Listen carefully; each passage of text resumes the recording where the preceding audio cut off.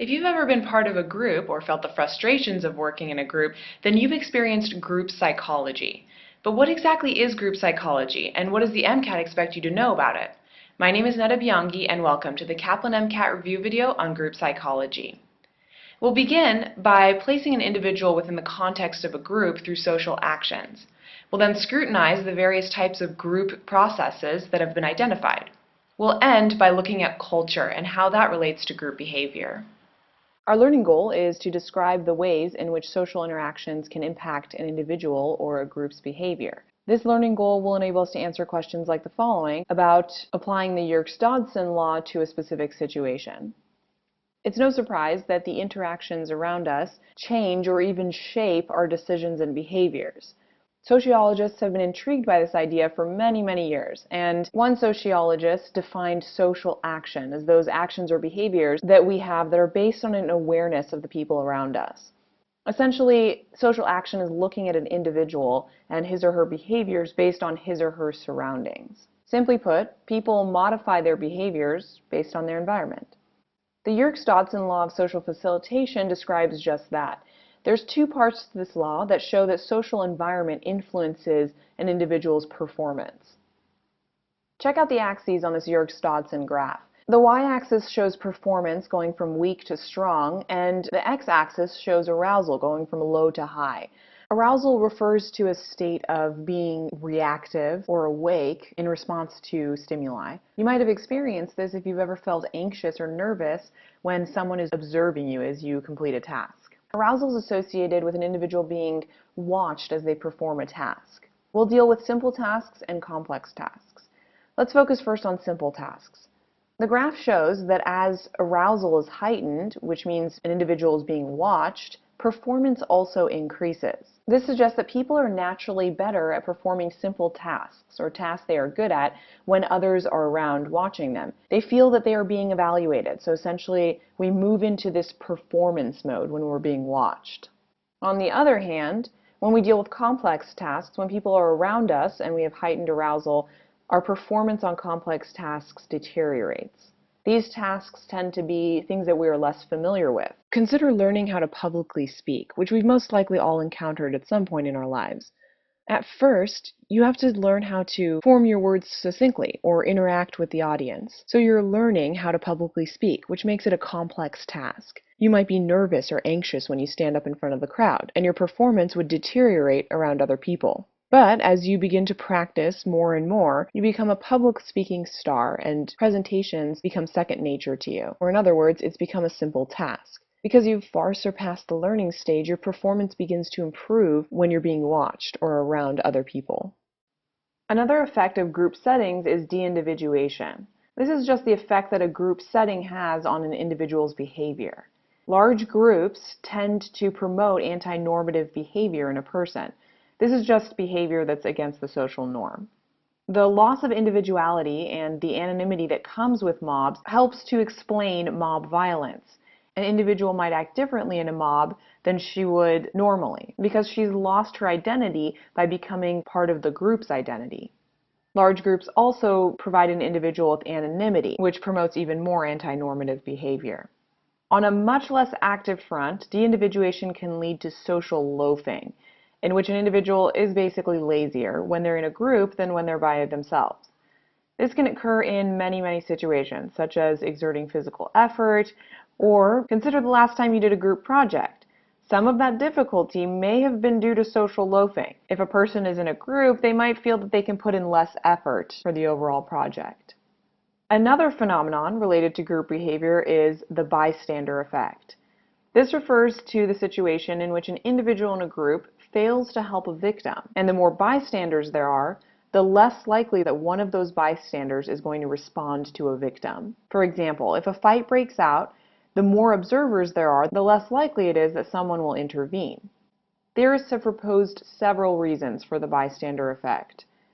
Perception is one of these reasons. Our perception of the world around us can be different when we're in a group. We tend to be more oblivious to strange occurrences when we're in a group. This might be because of an attempt to follow social norms. For example, the social norm of not incessantly watching other people. In the example of a fight breaking out, people in a group might be less likely to even notice that the fight has broken out. Our interpretation of a situation's urgency also has a role in how we respond to a situation. People tend to follow other social cues. So if a person is in a group that is not panicking, then that person will also not panic. In the case of interpretation, if a fight breaks out, an individual in a group might be thinking, well, no one else in the group seems terribly concerned, so there must not be an issue. Lastly, an individual's feeling of responsibility also impacts the bystander effect. The bystander's relationship to the victim and their perception of how deserving the victim is of help determine their response rate. Again, in our example of a fight breaking out, an individual might think, I don't know this person who's in the fight, and I didn't start this fight, so I'm just going to keep walking and not get involved. Keep in mind that these are theories that have been proposed. None have been proven to be the exact cause for the bystander effect. Perhaps one of the most commonly cited group behaviors is peer pressure, which refers to the pressure or influence that a group places on an individual, which then can change an individual's behavior.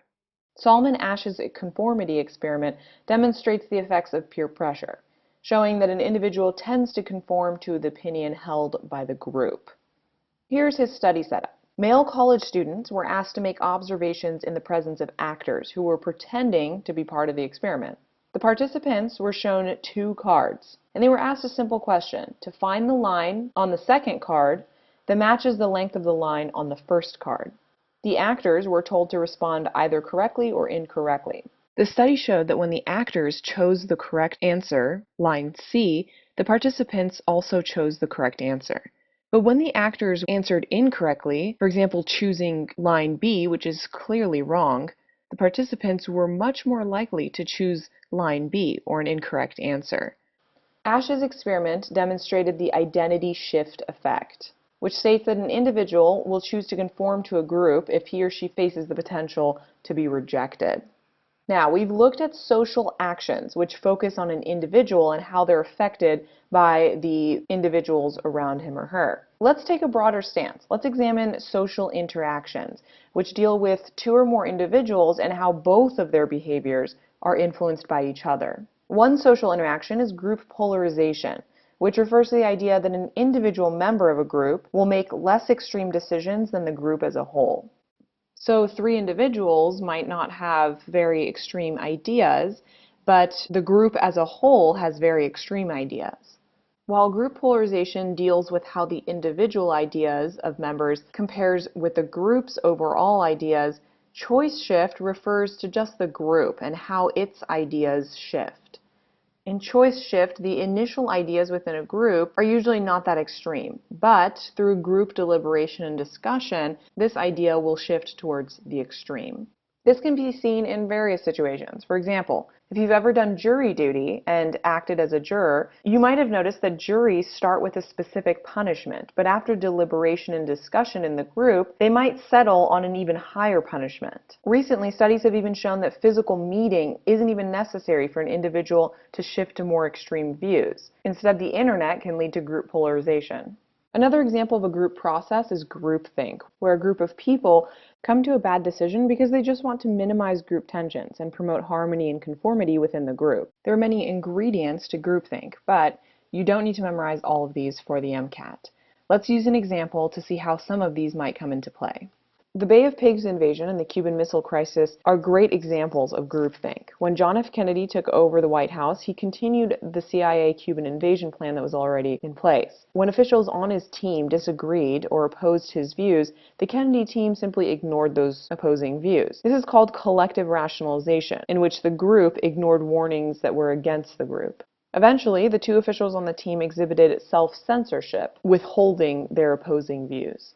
Now that we've looked at both social actions and social interactions, let's explore culture and how that's intertwined with group behavior. Culture is also related to groups because it's all of the beliefs, behaviors, actions, and characteristics of a group of people. And it's learned by living within a society or group and observing these factors. The cultural norms of a group include everything from child rearing, family structure, religious beliefs, food and diet, housing, apparel, marriage customs, and much more than this. Cultural groups can be further grouped into subcultures, which include individuals who are within that culture but separate themselves with a specific differentiating characteristic. For example, a culture might be subcultured based on race or sexuality. Because there are many cultures, it is natural to wonder what happens when these cultures interact. When an individual or group's culture melds with another group's, assimilation is occurring. A culture is often altered in this process, and the exchange is generally not even. So one group tends to have a greater influence than the other. A common example of this is immigrant assimilation, which can include everything from language attainment to socioeconomic status. Multiculturalism contrasts with assimilation in that diversity of cultures is actually cherished in this situation. So communities with multiculturalism have multiple cultures coexisting. Let's compare the two. So multiculturalism can be considered a mosaic, with patches of color representing various different coexisting cultures. But assimilation is considered a melting pot, with various cultures thrown together to melt into a homogeneous culture. The powers of assimilation can be slowed by ethnic enclaves. These enclaves include neighborhoods such as Chinatown or Little Italy that house a large number of one ethnicity. These epicenters of specific cultures isolate those cultures and prevent assimilation from occurring. Let's see how the MCAT would test the ideas we've learned in this video. Read and answer the practice question. The answer is D. Choice shift, groupthink, and group polarization all relate to how group ideas can move from less extreme to more extreme, or in the case of groupthink, can lead to destructive behaviors. Read and answer this practice question. The answer is B. John has become very skilled at playing the guitar, which constitutes as a simple task. According to Yerkes-Dodson, our performance on simple tasks is better when we have heightened arousal, or in other words, when people are watching us. Here are some of the takeaways from this video. Social action includes the Yerkes-Dodson law, which describes an individual's performance as a function of social pressure. For example, we tend to do better on simple tasks when people are watching us. De-individuation promotes anti-normative behavior, which is simply behavior outside the social norm. The bystander effect and social loafing, which is an individual being lazy when they're in a group. Finally, peer pressure is a social action where an individual's behaviors are influenced by a group's pressure. Group processes include group polarization, where an individual member of a group has a less extreme viewpoint than the group as a whole. Choice shift involves a group's viewpoint shifting from less extreme to more extreme. Groupthink is a group process that is best exemplified by the Bay of Pigs invasion or the Cuban Missile Crisis, and involves several indicator factors that were reviewed in this video. Keep in mind that most of the MCAT questions about group processes will be something about people making an extreme choice in a group situation. Culture is intertwined with group behaviors and includes assimilation and multiculturalism. Assimilation is the melting pot idea, while multiculturalism is the cultural mosaic. Thank you for watching the Kaplan MCAT review video on group psychology. I wish you the very best of luck in your studies.